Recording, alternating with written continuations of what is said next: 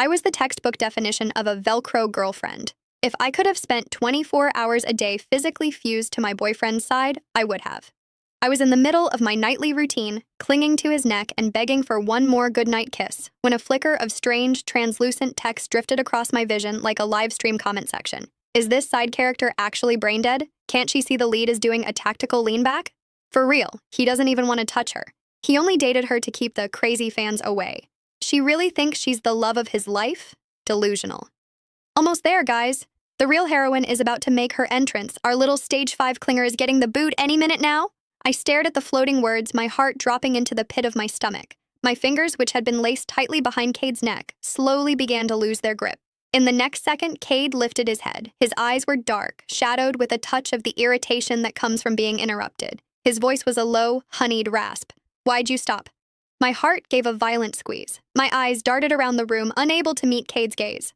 Under his piercing look, the kind that felt like he was peeling back layers of my skin, I reached down and gripped the silk sheets, whispering, I'm just tired. Cade didn't say anything. He just watched me for a long beat, probably trying to figure out if I was glitching. After a moment, he rolled over, his back to me. His voice was flat, impossible to read. Then sleep. Staring at the broad, cold expanse of his back, I felt like I'd just swallowed a mouthful of ash. It was bitter and suffocating.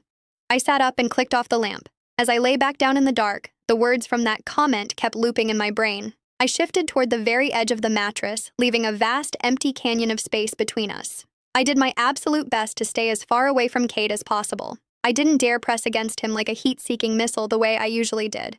Maybe if I stop being so much, I thought, he'll hate me a little less. In the silence, I heard his steady, rhythmic breathing, but my mind was miles away. To be honest, it wasn't like I hadn't noticed. I wasn't that blind. Cade had always been lukewarm. Whenever I tried to get close, I felt that split second of tension in his frame, a subtle rigidity.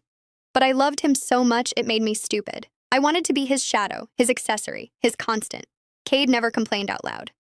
But looking back, those tiny furrows between his brows, the way his jaw tightened, they were all flashing red lights. He didn't want this.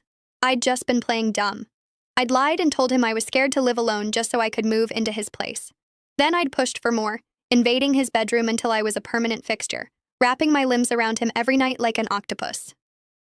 He hadn't kicked me out, sure, but his first instinct was always to resist. I'd just been so desperate to be with him that I'd filtered out the truth. Now it seemed the comment was right. The air in the room felt heavy. I tossed and turned until the early hours of the morning, finally drifting into a fitful sleep. When I woke up, I realized I was curled into Cade's chest, my right arm locked firmly around his waist. His chest rose